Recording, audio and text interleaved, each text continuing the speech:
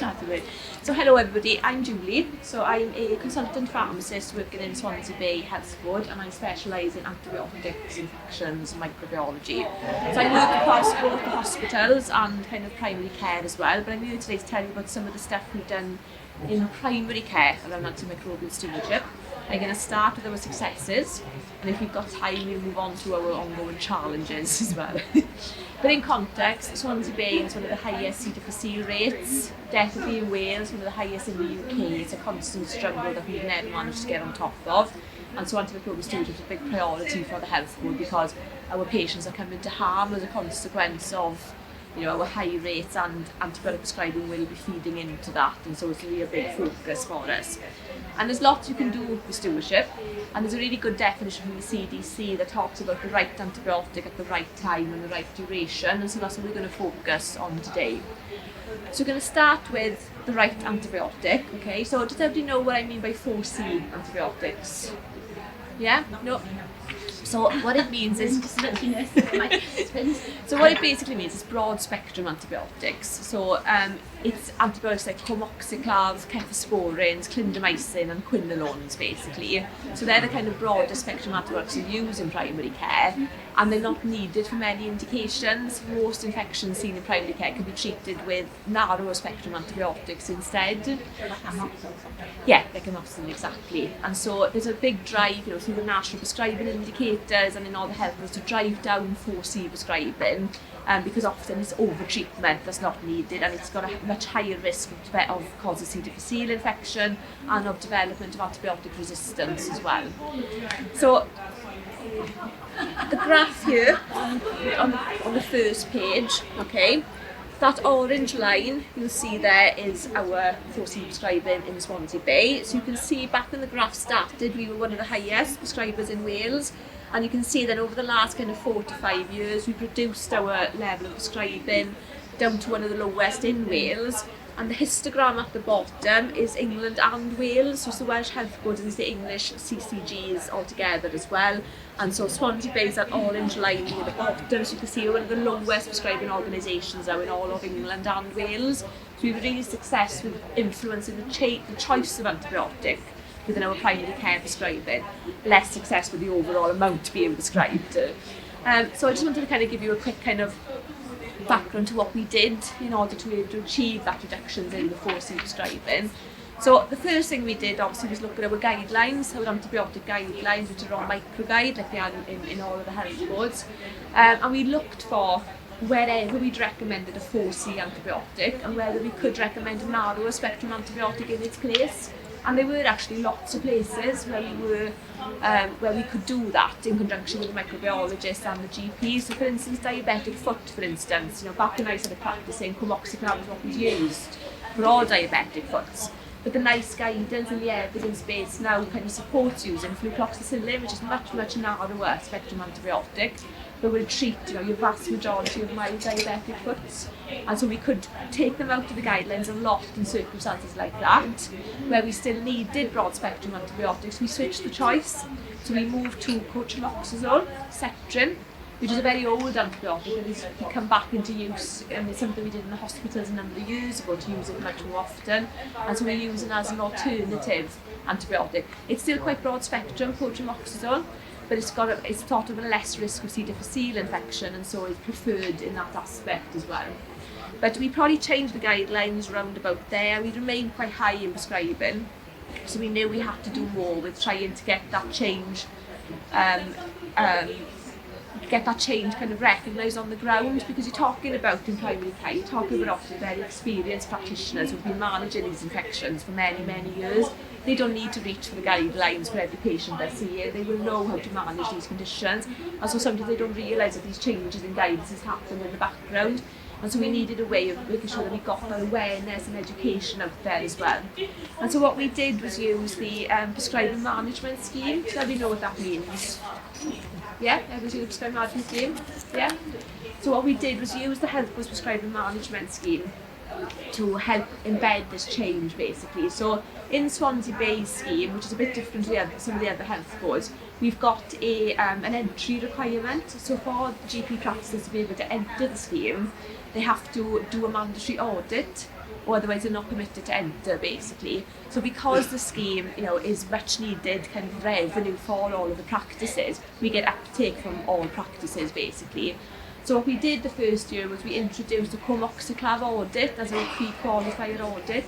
So all 49 practices at the time did an audit of Comoxiclav prescribing in the practice, and then that meant that they understood what their prescribing was, areas that they weren't compliant with the guidelines, and they could feed that back inside the practice. But it also meant that we got the data sent to us. So we had this big data set now for the first time of Comoxiclav prescribing, and that enabled us to feed back in a wider way within the prescribing lead sessions that we hold as part of the prescribing management scheme as well.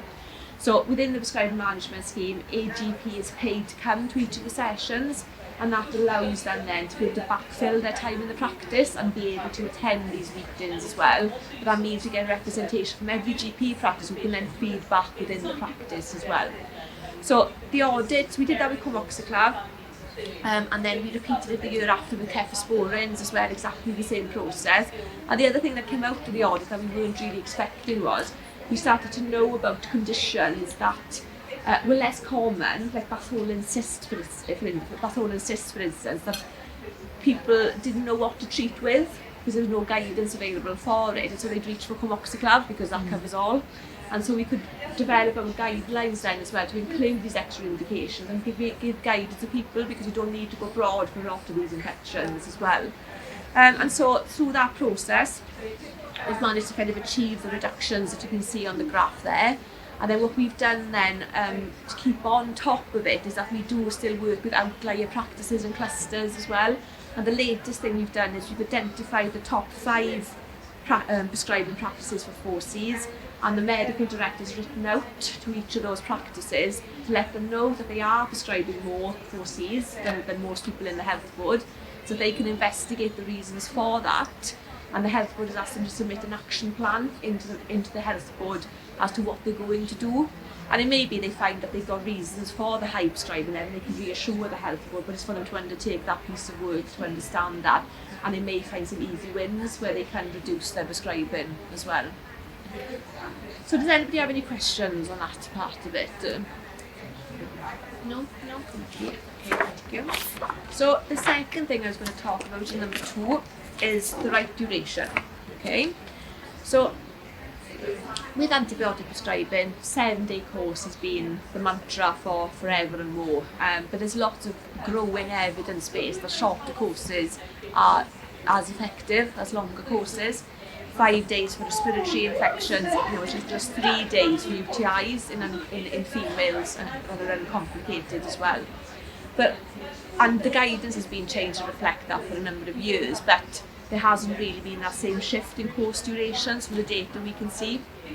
And we had a couple of kind of ad hoc conversations in a short period of time with staff working in GP practices, a nurse and a GP, who said similar along the lines of, I didn't realise you could use shorter because the computer always tells me 7 days. And so that got us thinking. And the reason for that is that the Vision GP system, which is the most commonly, or was the most commonly used in our health board, defaults medicines to pack sizes. So if you're prescribing an antibiotic like doxycycline, for instance, it will default to an 8 capsule pack, which is a 7-day pack. And so there was no thought process, they would just be going through and tipping and through to what that default come up with it. And there's been an awareness of this around the stewardship kind of area for a long time, and there's been some lobbying of the companies. We thought we'd take things into our own hands in Swansea Bay and sort it out locally instead. So what we did, we introduced a programme where we went around and manually changed each of the Vision GP practices systems to match our guidelines. So we worked with microbiology and GP representatives to come up with a list, basically, for all the antibiotics and what the default dose and duration should be. And it was generally 3 days for UTIs, 5 days for respiratory, 7 days for skin. And then our medicines management technicians, with agreement of practices, went out and changed all the defaults across all the Vision practices. For UTIs, we did default to 3 days. We debated it a lot. we decided to go for the 3 days. And what we've done to mitigate the risk of, say, men having 3 days is we've put a note in the default dose instructions to say extend course to 7 days if male or complicated UTI in a female, which they can then delete before they print the prescription. They don't always remember to delete it, but it helps kind of mitigate the risk of kind of inappropriately short kind of courses as well. And so that's been quite well accepted across all our vision practices, and I'll show you the data now to show the effect. What we've also done on the back of it as well is there's now script switch messages available as well for the amoxicillin and doxycycline. Again, you know, if you prescribe a 7-day course, it asks you do you want to switch to 5, and then you can do an active switch as well. So we've got those in place as well. But just to explain the graphs here, which kind of show the impact of that piece of work. So this is from Prescript, and this is doxycycline. So the top graph here is an average of England and Wales prescriptions, basically. The bottom green bit by there is the 5-day prescriptions, and then the bigger bit by there is the 7-day prescriptions, and the top bits are all of the durations as well. And then we've got Swansea Bay dated at the end, and you can see that our 5-day prescriptions are much, much higher than that England and Wales average, with 5 days being the most common duration prescribed for doxycycline within the health board.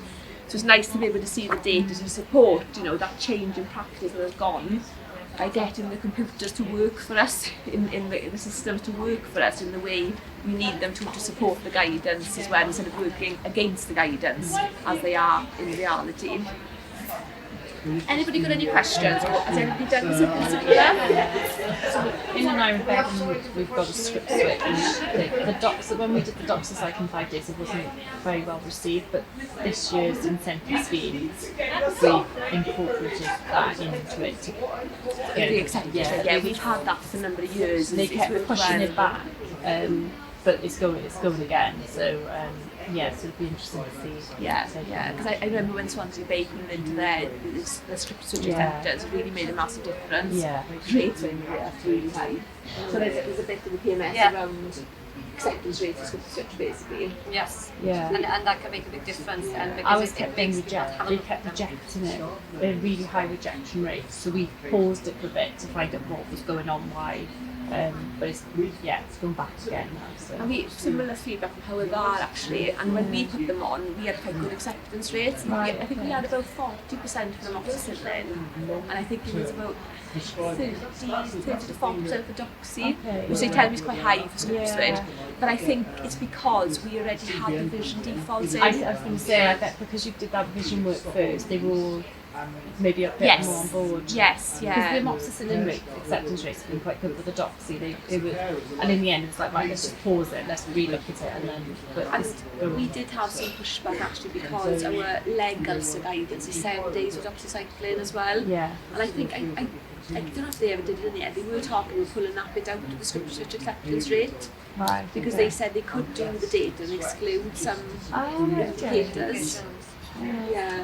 And I think sometimes there's a misconception around COPD that you need longer dosing, but the evidence base is smaller than that. So the last thing I wanted to talk about was again something we did in our prescribing management scheme last year, and it's very much a bit of an experiment because I haven't worked in primary care for that long, and I was kind of reflecting on the scheme, and you know it tells GP practices what they, you know, where they need their prescribing to come down to, you know, to meet the targets. It doesn't actually tell them what to do or how to achieve that. So I was really keen around antibiotics, and we tried to take a more kind of patient-centred, kind of practical element of the scheme as well. And we'd done some precursor work looking at antibiotics on repeat screens across the health board, and we'd run searches across all our practices and amalgamated it. And we knew there was like well over 8,000 prescriptions for repeat antibiotics sitting across the scheme. So a big burden of prescribing. And anecdotally and from audits we've done, knowing that these patients aren't reviewed, you know, anywhere near as often as they should be as well.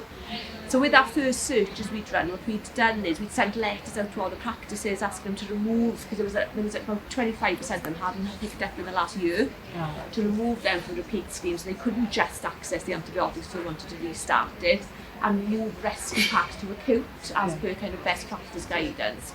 But we never got, we knew they'd never get to actually reviewing those patients because of the pressure on primary care. So in the scheme, what we did, we moved some of the funding around and we offered up a £20 payment to review patients on long-term antibiotics. It was voluntary, they didn't have to do it, but they could opt into the scheme if they wanted to. Out of our 45 practices, 35 practices did take part, much higher than we anticipated. And between them, they reviewed over 1,000 patients. And they stopped 60% of the antibiotics they were on as well. Now we don't know whether that's going to be sustained, and it's that there was obviously a massive unmet need around review of these patients. People on antibiotics didn't need to be on them, and patients accepting of coming off them as well. What we did was to make it a bit more of a structured thing, because we wanted to assure that there was a quality review happening for that payment as well. We brought the medicines management techs on board again, and we offered them out to the practices, so they would run the searches for the practices. They would then be able to cleanse patients who hadn't picked up in the last 6 to 12 months in conjunction with the practices, identify rescue packs that could be taken off, exclude any antibiotics that weren't included. And we excluded stuff like azithromycin and penicillin V because most is splenectomy. And then they could hand a list to the practice then of patients who were eligible for review. So the process was nice and tight and clean. Yeah. And then what that meant is that what we got back in was the right patients as well. I think out of the whole scheme, there was only about 20 patients who were excluded for payment. So it was a tidy process as well. So with the payment, was it a one-off payment or £20 per patient? Yeah. Okay. And so we didn't put any, we were brave, we didn't put any limit on it. And some surgeries, some of our bigger surgeries have been about 160 patients. Through the year, they had a year to do it. They would run kind of April to April. And then the surgeries had real control over their repeat antibiotics and didn't have many to do. But it worked really well, and the feedback from the practices has been really promising as well. But because what we did like a kind of QI methodology where they run the surge at the start, run the surge at the end, so they knew how many patients they'd stopped, but also reflecting on what they found, and there was a general awareness that patients on repeat just don't get reviewed, they access antibiotics continually without review.